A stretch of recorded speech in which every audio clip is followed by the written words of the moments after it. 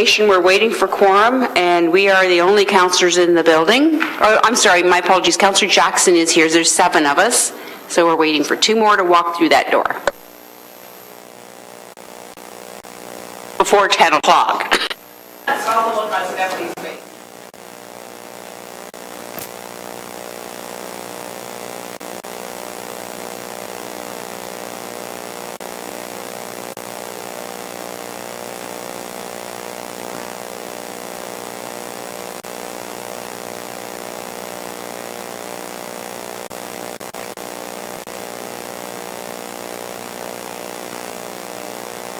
Hello, Stephanie.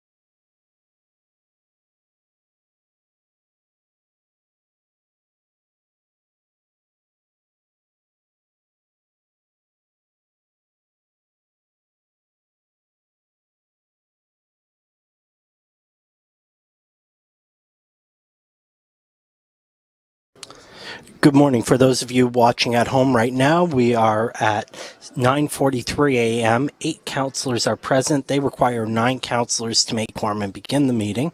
Until the meeting begins, because there's static on the city's audio feed, you will have no audio feed. You'll see the icon in the bottom right corner that indicates that there is no audio. If they make quorum or as we approach 10 o'clock, whichever comes sooner, the audio will go live.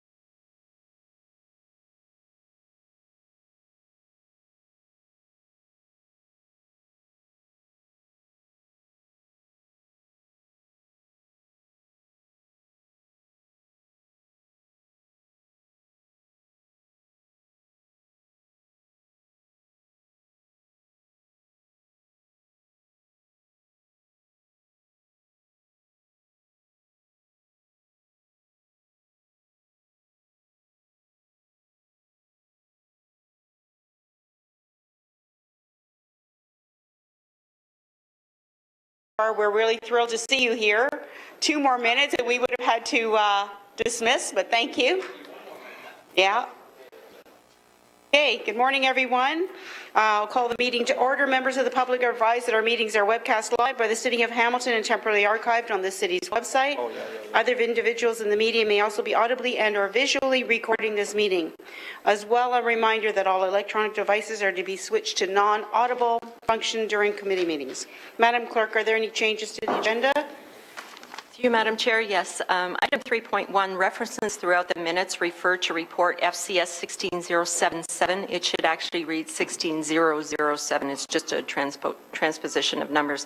As well, added as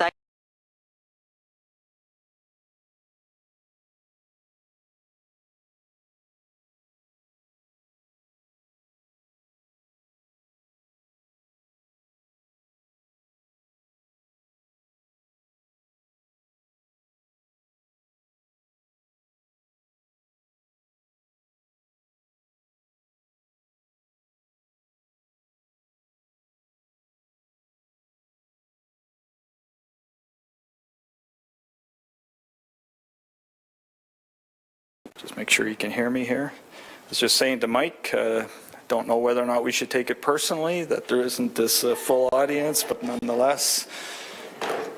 But with that, though, I'm happy to start off our operating budget process.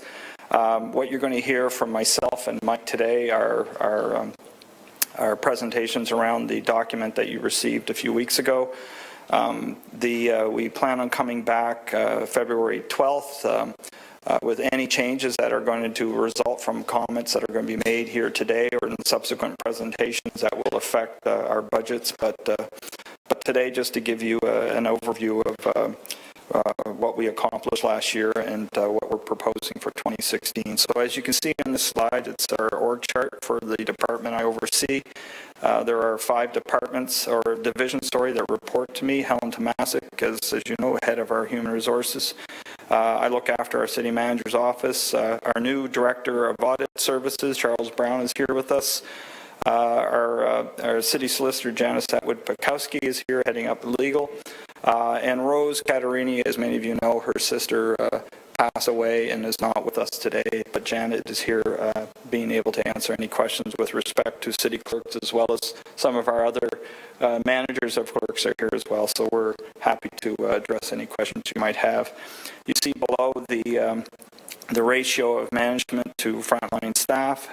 As noted at the bottom in the footnote, human resources is accounting for 16 positions which are paid for by other departments, which will be reflected in their budget presentations. And as well, you can see in the city manager's office, there are 6 communications specialists that, similar to HR, are accounted for in my office, but are paid for by these other departments which benefit from their service.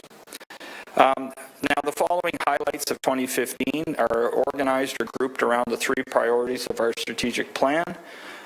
So first, prosperous and healthy community being the first priority of our plan. Just a couple of things that we've undertaken in 2015 that I want to draw your attention to. Out of my office, initiated what is referred to here as the Ian Neville report, but important in light of the fact that our community is experiencing development unlike what we've seen really in a generation. Important that our processes be as good as they need to be and that we're as open for business as possible, and that's why we initiated a review of land use development, obviously working in partnership with the heads of PW and PED. And that report was presented to you and is resulting in a number of things that we're now looking at to improve the way in which we deliver service. As well as the visioning work that is going on in this community right now, which is going to support our strategic plan. That is something that has been spearheaded out of my office and is being supported by work by community services.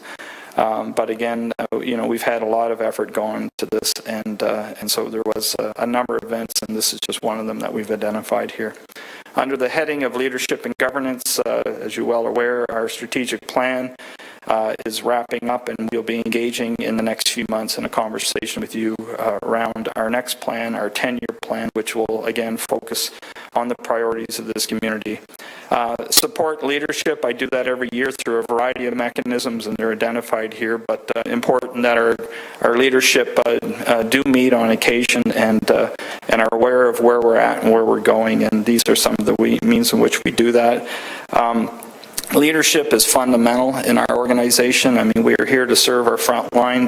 We need to be as good as we can as leaders, and there's been a lot of effort that through Helen's group and my office, we've been focusing on developing our leadership skills.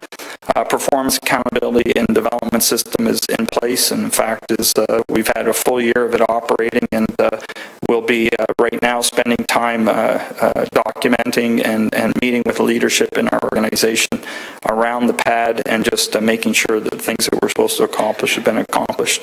As well with that, we are developing more tools for education purposes and coaching and mentoring people. So that's something that we've evolved over the last 12 months as well. We are developed a government relations program. We've obviously met with the subcommittee. Subcommittee's name was changed, and there is a particular policy governing government relations that has been approved by that subcommittee and ultimately council. Lobbyist register bylaw has been implemented.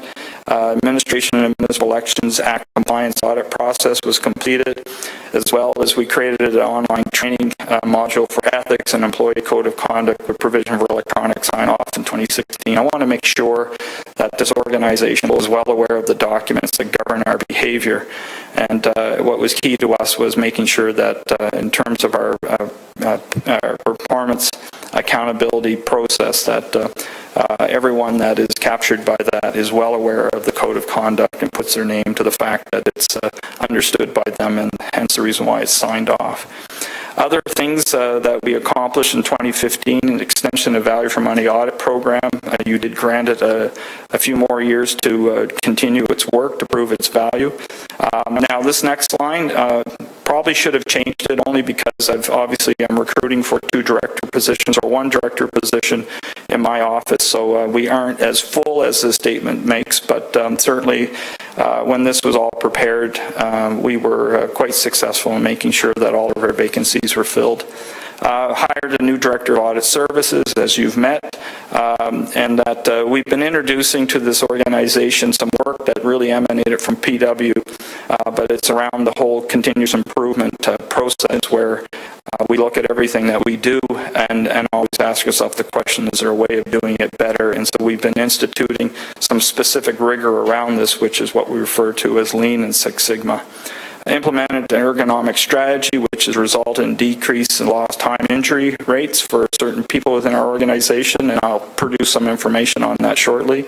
Negotiated collective agreements for QP 5167, ATU, ONA, and IUOE, which I believe a report is coming shortly around that settlement, and so as well resolved outstanding issues related to the road arbitration. Implemented automated workflow manager self-service system, which cuts down time and saves us in terms of the cost of providing that service, which was largely a paper service before. So it's much easier for us to deal with some of the fundamentals of HR employee transactions. Assess satisfaction with internal services. This is our service level agreements. You may recall, some of you that were here when we did the service delivery review, 89% of our services have some kind of metric that we follow, or some kind of measurement. The one area where we seem to lack, good either qualitative or quantitative measurement was really in the services that we provide to our departments. So HR, legal functions that are largely held between Mike Zagaric and myself. And so I think I mentioned to you before that we were going to focus on service level agreements with these departments, because I want to make sure that, as we provide services to this organization, that people are getting what they want and they're satisfied with what they're getting. So we've instituted a number of service level agreements with our departments that rely on us, and so the results of that will be reflected in the PADs for the directors that are directly affected. So I think it's a worthwhile exercise.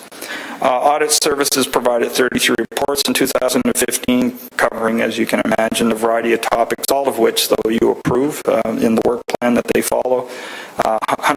Over 150 recommendations were made to the business that we're in, and 92% of these were accepted by management. We have a fairly high success rate in terms of not just accepting the recommendations, but following through, and I know ANPAC-RAC has communicated that to you in the past, as well as Stephanie and Janet and the entire clerk's team clerked 262 council and committee meetings last year, so a fair bit of work, as you can imagine. Just some performance metrics, and there's a host of sources for this. This is coming from OMBI 2014. Gives you a sense for Hamilton rates in terms of the cost of HR administration. What's interesting about this is that OMBI is now, which is the Ontario Municipal Benchmarking Initiative, it's been around for over a decade. It's expanding now to include that first group is Calgary, and the middle one you see MTL is Montreal, as well as Winnipeg is there over towards the end. And so it's starting to become more of a national benchmarking initiative, and you can see how Hamilton fares in terms of the cost of HR administration, which I think is positive. And I just mentioned this earlier in terms of some of the work that we've done around ergonomics. This is a hard count of what the lost time injury occurrences has been. Obviously, it's moving in the right direction, and if you have questions around that, we can certainly answer specifics as to why, but this is certainly, I think, a positive result. This is something from the very beginning when I started as city manager in 2009, was one of those charts that we always kind of had to explain. You know, we're spending more money than we budget, which is never a good thing. And a lot of effort's been paid to avoiding or not having to use the legal system to resolve problems, and where as much as possible using mediation arbitration. This is really the first year where 2015 we were pretty much in line with our budget. So we budget $580,000 a year, and we came in at $602,000, which again I think is a positive indication. Now, what the causal reason for that, I don't know if we can say it's one thing or another that's caused this thing to come in line the way it has, but the result, I think, speaks for itself. Always a good thing that we spend in accordance with our budget.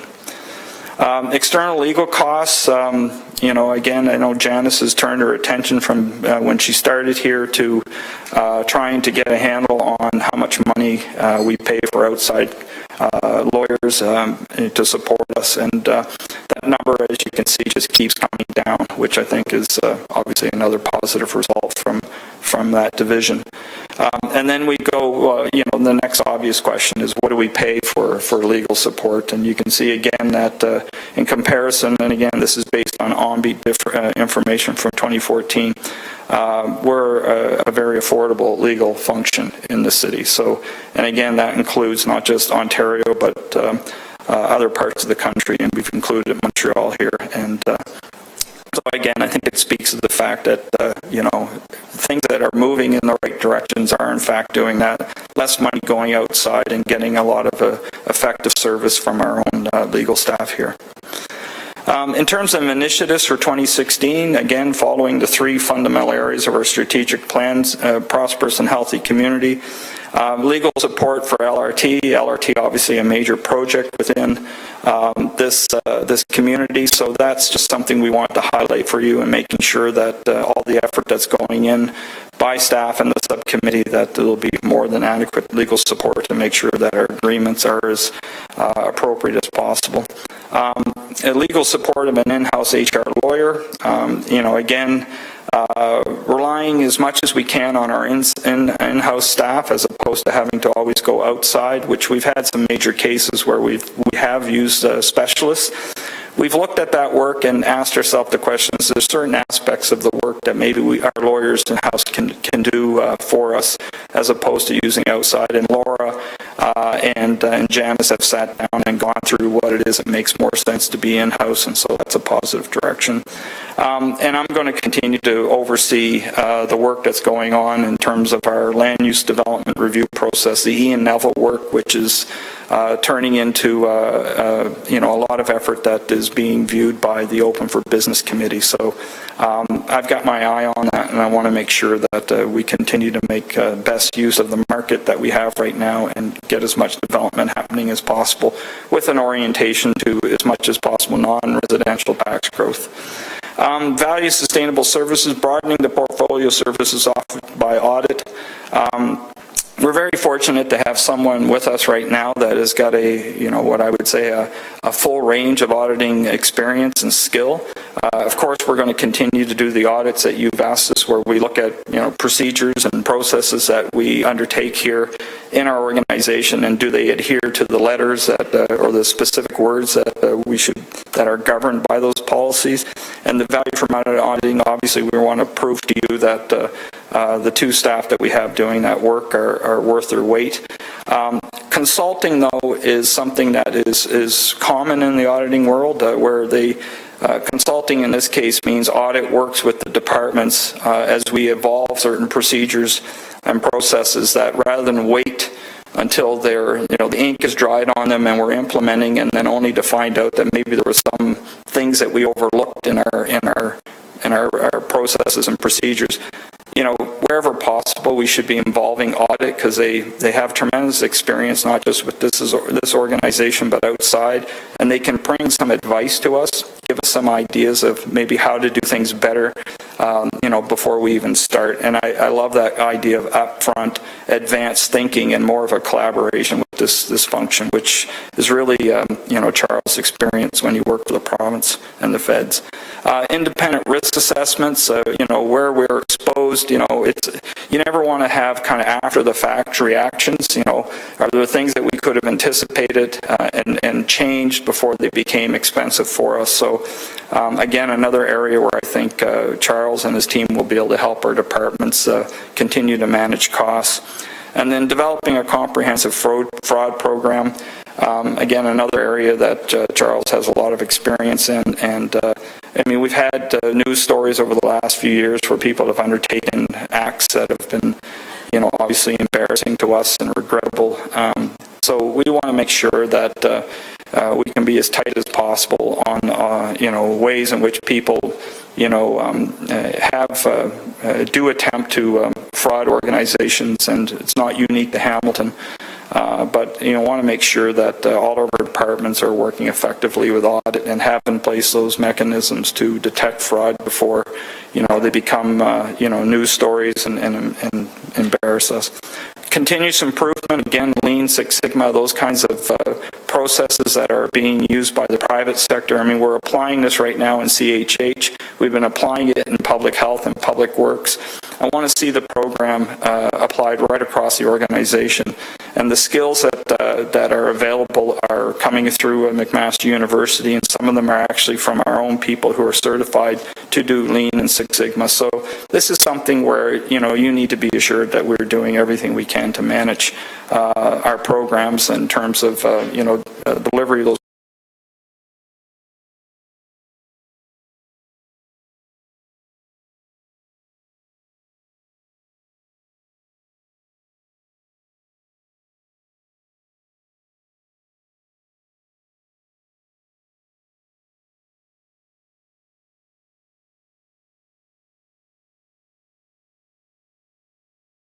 and receive award, and then implementation of paper-reduced agenda distribution process, including e-agendas for members of council.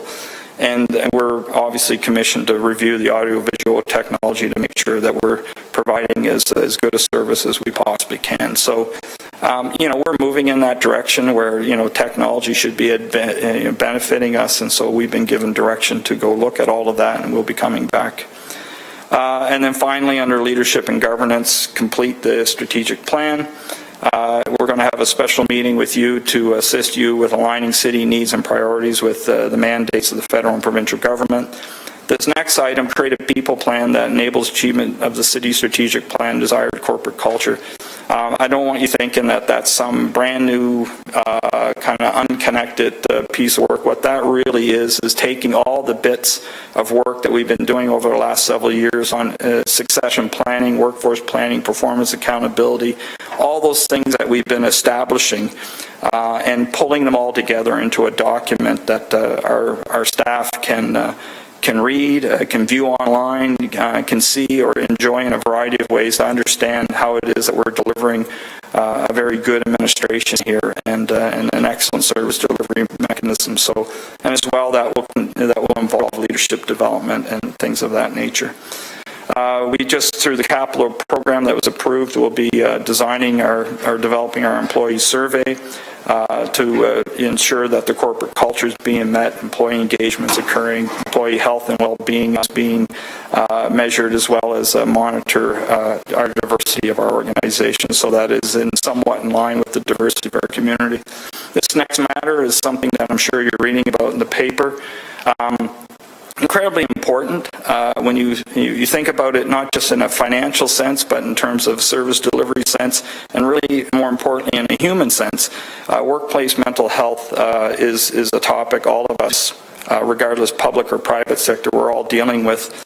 And you see it in commercials and everything else. So there needs to be a strategy to make sure that we understand the issues around mental health and how best to manage it.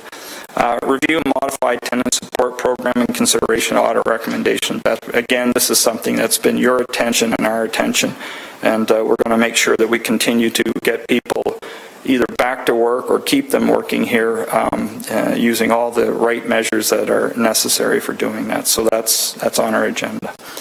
So I'll just keep going, and you can stop me whenever you want, but our... Chris, if I could ask just for a moment, because I know Councillor Ferguson had a question way back, so maybe we'll stop there. Sounds and good. Councillor Ferguson, if you'd like to ask a question. To you, Madam Chair, to Chris, good presentation so far. I guess the most striking slide was the legal slide, but more importantly was the lost time injuries. Yeah. Is that primarily driven by waste, improvement in the waste area, where we had 30% of our employees getting injured? Yeah, I mean, that was the area, I know, when we had the Steve Buse articles, and the concern that we had was them rushing, and what are we doing to kind of mitigate that? I know that's factored into that.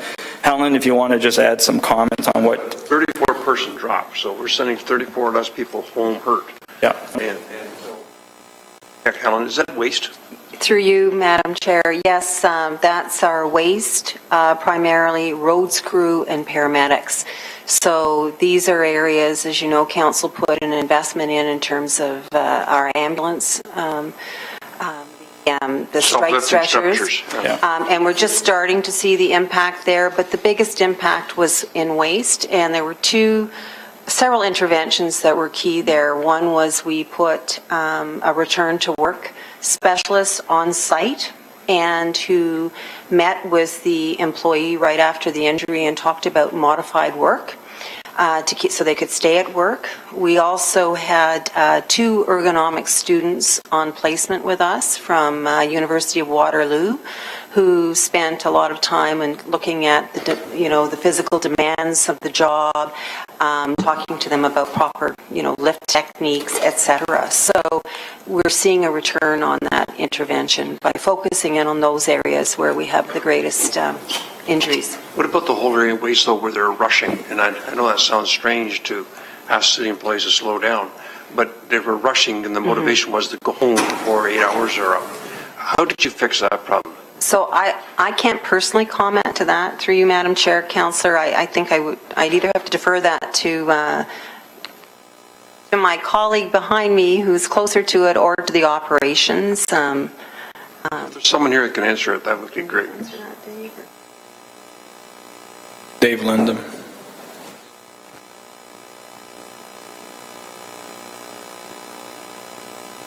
Sorry, through the chair, Deputy Mayor.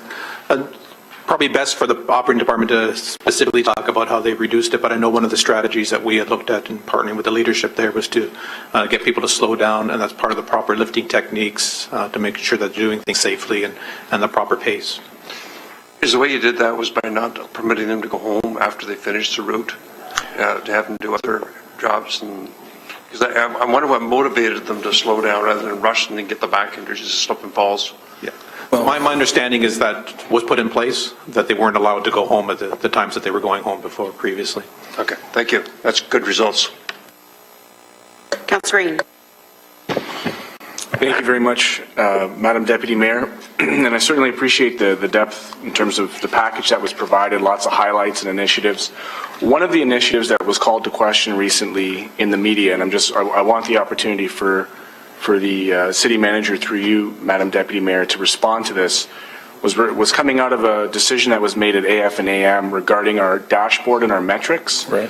So we received some criticism on some of the decisions that were made on the extension, and I'm wondering if through you, Madam Deputy Mayor, Chris, if you can comment on the value for money initiative and kind of where the direction that that's going and why that decision was made versus what appears to be staff recommendations perhaps to go in a different direction. Yeah, so to you, Deputy Mayor, you'll recall, I think in the very beginning of the value for money work, Council rightfully directed staff to focus on the review of the DARTS program, which some of those resources were earmarked for. So, I mean, was it a classic value for money opportunity? Not so much, but certainly a fair amount of their time and effort did go into that. So, I think through the course of the presentation that Ann made to you, the decision to continue to give an extension to this program was really based on giving them a chance to prove their worth, and making sure that the programs or the areas that they're investigating continue to be areas that you think are important. So I think it's really right now you've made a decision to give them a chance to demonstrate whether or not this is in fact something worth continuing on with. So hence the reason why these contracts have been extended and you have not made permanent employees out of this function. So which I think will have the same effect as it did years ago when we had an energy office created, which was started off with a contract approach until such time as they could demonstrate their worth. So that's what you've done in this instance. It makes sense. And these are the two people that Charles are overseeing, I think are very motivated and will demonstrate. In fact, it was a great...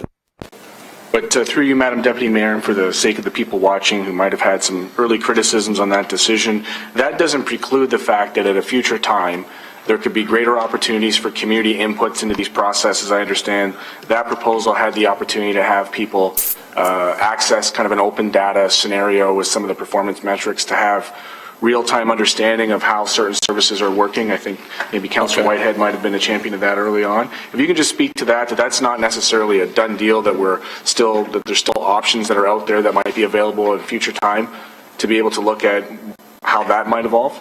Yeah, so I think, I don't know what the final count on data sets that we've made available on our internet, our web, but that is an area that we want to continue to expand on. I know a lot of municipalities in North America have put information in public domain for them to look at to generate ideas as to how maybe we can provide better service or save money or generate revenue. So I can get you an update as to not just where we are in terms of open data and the public's ability to access that, but what are we planning for 2016 in terms of more information, making it available for the public to weigh in on ideas that maybe we're not thinking about. And I think that is a good opportunity. And the criticism, if I understand you correctly, of not creating more of those opportunities is understood, and but it is our intention to continue to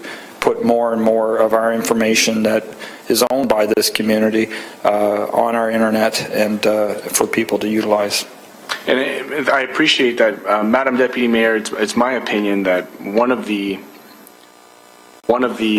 costs of not having open data is it allows oftentimes media, to run with stories that might not have full context in terms of how decisions are made. I know one of the processes that I do is that when I have to answer tough discussions, we've had some of those recently around community emergency services, I post a staff report. I make it accessible. I try to have the public have the same information that I have so that they understand the decisions that I've made. But on the particular point of cost value. Sure. And I'm hopeful that in your analysis, and maybe you can comment to this, Mr. City Manager, that there's a huge, tremendous cost benefit to allowing the community to access information real time and to provide feedback into this process of government. We have lots of incredible talented people, as witnessed through the recent engagement through our Future Hamilton, who have incredible ideas. And I'm sure that we can find not just value in the ideas, but real, tangible financial cost savings and accelerated inputs through the community. And so I'm wondering if in your budget, are you looking actuarial down the line to say 2016 we might be able to identify these cost savings, 2017 these cost savings, and so on and so forth? Has open data played a role in how you're budgeting for future years? To you, Deputy Mayor, it's difficult, I think, standing right here to give you a firm, hard number as to what the financial benefit has been, whether it be a cost savings or revenue. But I think where you're going it goes back to the fundamental vision of the city, which we're meant to engage citizens.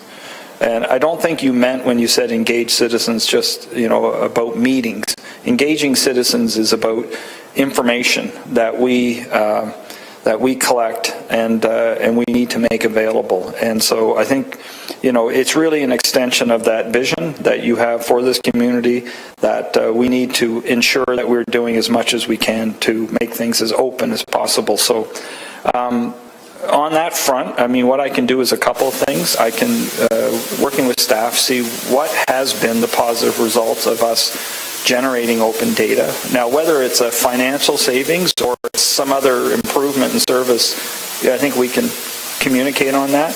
The other thing I think we need to do is to be clear as to how we're going to continue to expand this thinking. So what are we doing in way of data sets that we're going to make available to people and what we think that might help with us, as well as, what are we doing through technology to make our information, whether it be, agendas, but more than that, other documentation available through our website or whatever other means. At the end of the day, as I've said to people before, as a guy that's at the tail end of the baby boomers, when we all retire, we're not going away. And so we will be at your tables providing you advice from many years of experience. So, engagement is something we need to embrace. We're one of the few communities in the country that has actually a charter and specific policy, and actually has a number of people within the organization who are trained in doing engagement. So we are wanting to do this not well in one area, we want to do it well across the board. So I look at reports and data as just an extension of engagement. And so we can report back quite easily kind of where we're at, where we're going, and what benefits we've experienced so far and what we see in the future, so that you have a clear roadmap of where this is going. I think that's well within the budget that we have already. That's fantastic, and the reason why I bring that up in watching some other municipalities, I know you've referenced, Madam Deputy Mayor, through you, OMBI. I've watched London do some really interesting things with the budget, and having read some of the feedback from my constituents with regards to that one decision on that dashboard, there may have been a missed opportunity to have inputs and a little bit of preliminary engagement now, although I understand the rationale as put forward by AFNA. Mm-hmm. And you spoke to retirees, people who have careers worth of knowledge and information. I know one of my colleagues in London has about 4 city planners in his ward, and so anytime they have a CIP, there's all types of retired directors of city planners sitting around these tables. And the flip side of that, as you know, Madam Deputy Mayor and members of council and Mr. Murray, we also have world-class post-secondary institutions here who are working alongside of some of our work, and the hope is that we can see that evolve. And I know preliminary, there's some conversations around that I'm hoping to support in the future. So those are my questions regarding the direction of your office, Chris. I appreciate where you're going and understand it, and I know that it doesn't happen sometimes as fast as we want it to, but I think we're going to get there. Thank you. Thank you. Thank you, Councillor. Councillor Whitehead. Thank you, Madam Chair. I actually wanted to dovetail on a couple things. One is that at least the briefing I had, it was pretty clear that to really get and take advantage value for money auditing, you need to have KPIs, performance measures, matrices in place that you can determine whether you're achieving outcomes. If you lack those tools, it's very hard to actually get the benefit of value for money auditing. And I think that was one of the findings, which concerns me because it tells me that amongst many of our divisions, we don't have those kinds of outcome measurement, performance measurements in place. My understanding is that one of the things they'll be going forward is to work with the many divisions to ensure that those things are in place. So I'm glad we're going in the right direction. But I don't have a snapshot now because it concerned me that that's what their finding was. It concerns me that I have no idea then, if I look across the broader city, how many divisions have solid matrices in place and how many divisions do not.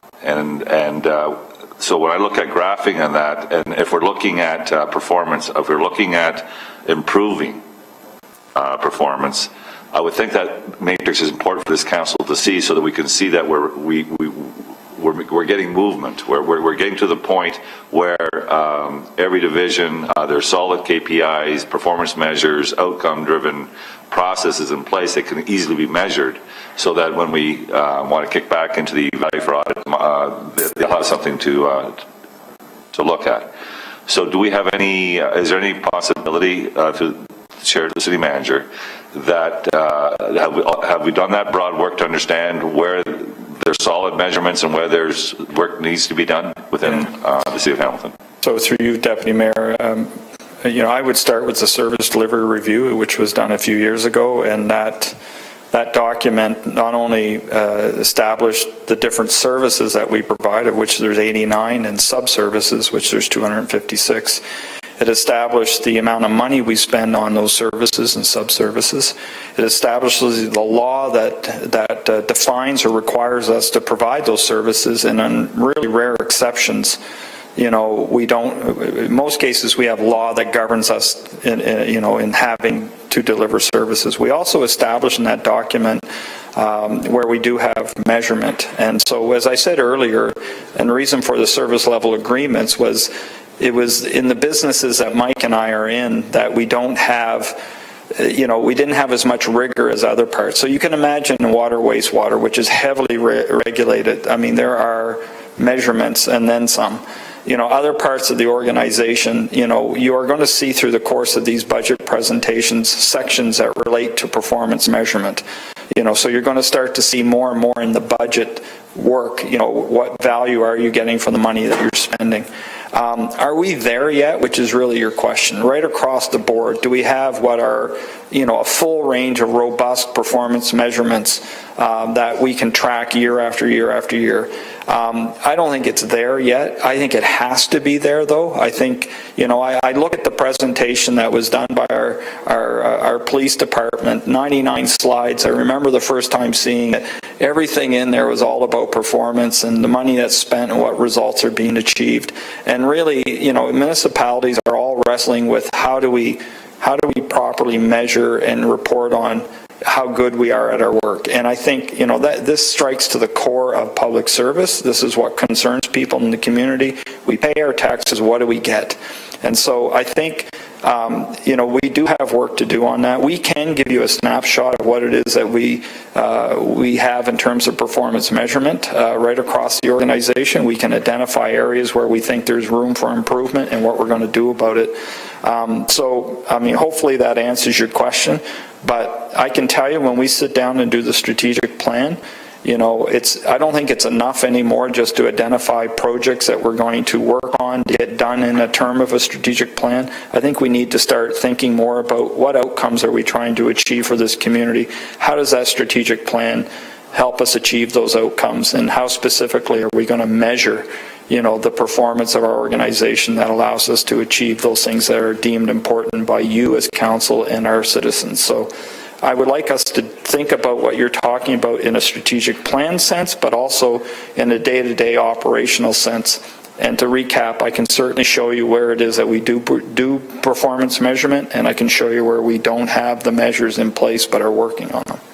And I appreciate that. I recall, just as an example, where staff came in and indicated that they thought there was a need to provide daycare like in our social services. And I can't remember what the budget was that was requested at the time to provide a full-time FTE or one or two. And I think it was reported over a year that I think only one or two individuals actually took advantage of that very expensive program relative to the use. Right. And then we discontinued it. Clearly, we had some way to measure, but can you imagine if there's a litany of programs that the city is funding right now that is significant money, but the actual uptake is so insignificant that we're not getting the outcomes, and so that's why it's really important for value for money and understanding outcomes, be outcome-driven process, that we understand what those objectives are, what outcomes we're looking for, and then really took a look at how much money we're spending to get to that outcome, and I think that's so important right across all divisions. Just on that point, though, Councillor, I mean, I remember hearing it more than once, Councillor Partridge talking about, if you can't measure it, you can't manage it. So, I mean, that's true of whether you're in the private or public sector. So, but that is that is more than our direction. I think that's our focus right now, is to, be able to always communicate to people the value for the tax dollar being spent. So, those are my questions. Thank you, everyone. No further speakers. Chris, do you want to continue on now? Sure. Okay, so overall, the net operating budget by division, they're going to break it down for you, but as a department right now, we're standing at 2.9%. I will get into each of the 5 areas that you see listed here. You do see, though, a footnote at the bottom, and this is to say to you, without impacting service. And this is really coming from some things that happened very late in 2015 with Mike Kirkopoulos moving on and Paul Johnson taking the role of head of LRT. There are opportunities to look at the pay scale in those two functions, and where they may have been at the high end of the pay scale. I do have a chance to set those pay scales to the first step, and so I do believe there will be a savings automatically that is going to reduce overall, certainly my office impact on the budget, but affect the department's impact on the overall operating budget. So where we're reporting 2.9, I do believe without impacting service we can say 2.5. But I say all of that, and you're going to see the pattern in all of our presentations, at least in the first presentations you're going to hear from us. We're going to listen to what you have to say, obviously, about ideas that you have and you want to give us direction on. Any other ideas that we might have, we'd like to come back to you on February 12th with what we think is the next version of the operating budget. I mean, we're all proud to say we're starting at a great number, 2.1, which we've never done since amalgamation. But, we know there is always things that we will be expected to continue to look at. I just want to highlight this point right now. What's driving it? As you can imagine, employee-related costs, those step increases and merit increases and things of that nature is always, a big factor.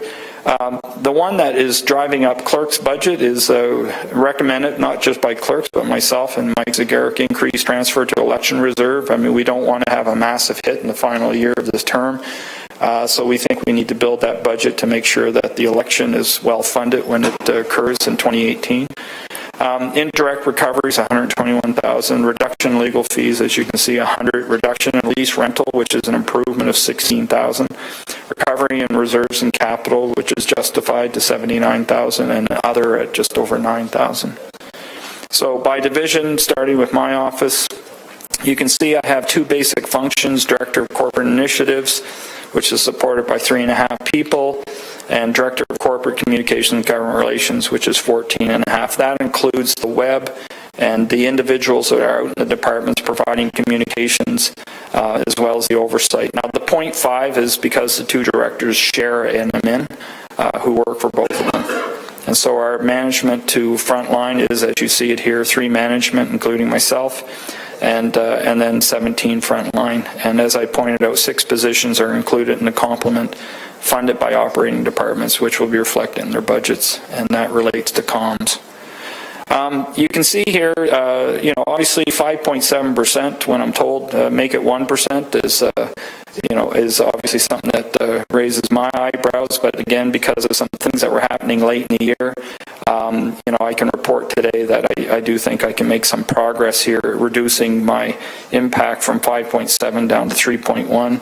And you can see the worst culprit is comms and intergovernmental affairs. And so I happened to meet Mike Kirkopoulos this morning, and I said to Mike, I'll be sending Lincoln an invoice for the additional amount of money that we need. And then he laughed. But nonetheless, there is some pressure in that particular area. So what's driving it? Of course, employee-related costs. And then we have, the offset of parking and advertising, and then corporate costs and indirect other costs. So just over $1,000. Audit services. Again, 1 management, 8 frontline.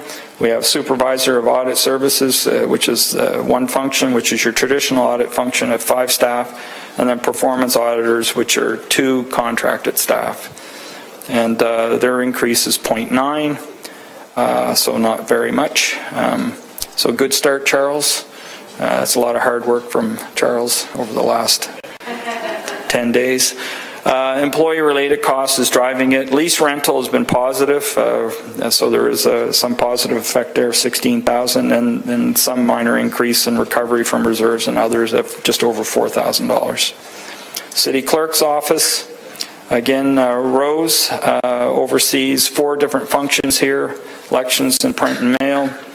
And then we have, of course, records and FOI, and then legislative services, including a deputy clerk, and then POA. So, and those representatives are here today if there's any questions, but the ratio of management to frontline is, as you see here, 5 management and 46.27 frontline. This is what's driving it. Elections, as I pointed out, is really, yes, it's 30%, but the totality of it all is a result of greater investment in the reserve so that we don't have a massive hit at the end of the term. So that's what's driving it. Everything else, I think, is pretty much in line.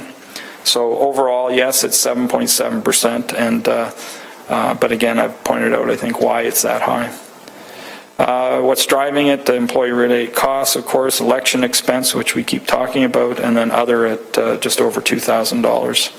Human resources. Helen has 3 directors that oversee employee health and labor relations, HR systems and operations, and talent management. Again, it's 5 management, 67 frontline, including 16 positions that are in the other departments, but although accounted for here in the money, it will be presented in the operating budgets of those departments. So you see what the breakdown of staff is.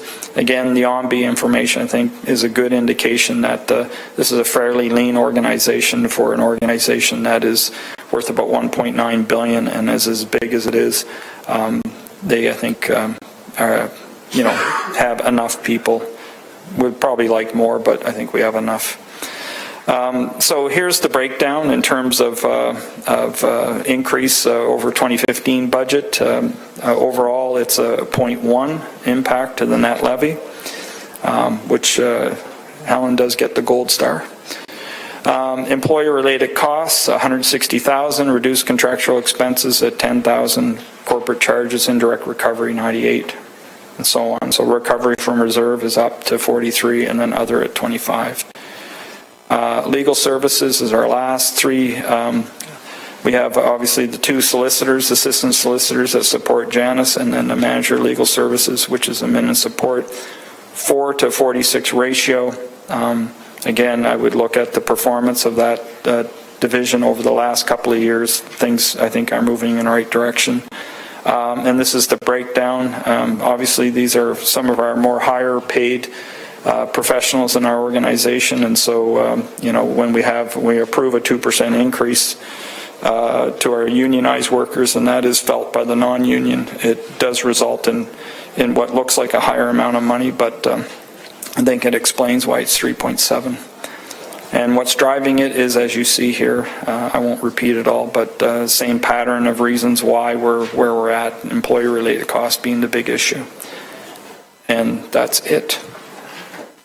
Thank you, Mr. Murray. Councillor Jackson, you had a question? Yeah, thanks, Madam Deputy Mayor. Chris, can you just go back, please, and slide to your slide 20?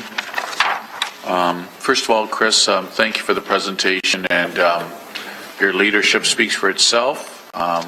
We are very blessed to have you as our city manager, and it looks like all divisions under your purview are clicking on all cylinders. Chris, let me understand. I'd like to just ask you, Sure. You've had your hands, your own office involved with some high-profile files like LRT Waterfront. Just give me a cursory comment in terms of when we sometimes as council, because of our dependence upon you as city managers, the head of the corporation, bureaucratically, we tend to give you some extraordinary files.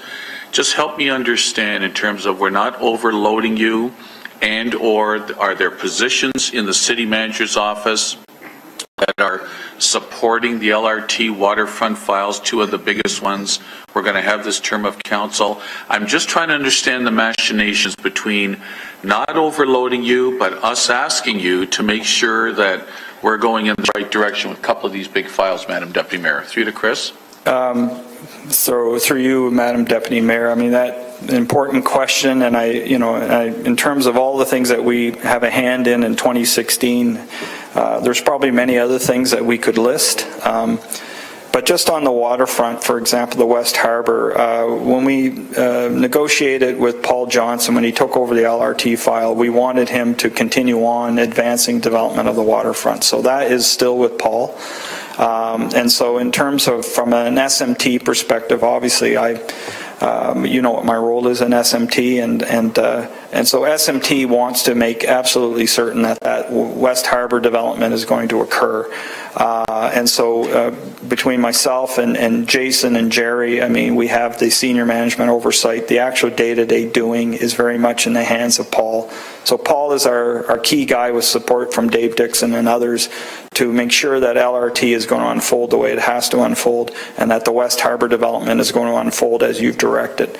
Paul oversees three groups in terms of West Harbour: our engineers, our planners, and our communications people. So all of that stuff is done by him on a day-to-day basis, and I get calls or I get updates from Paul on a regular basis as to how things are going, so that I can intervene if I need to intervene, support him in whatever way possible. So I'm probably pretty good at delegating responsibility. I typically don't over micromanage anyone. I don't micromanage anyone, but I make clear that what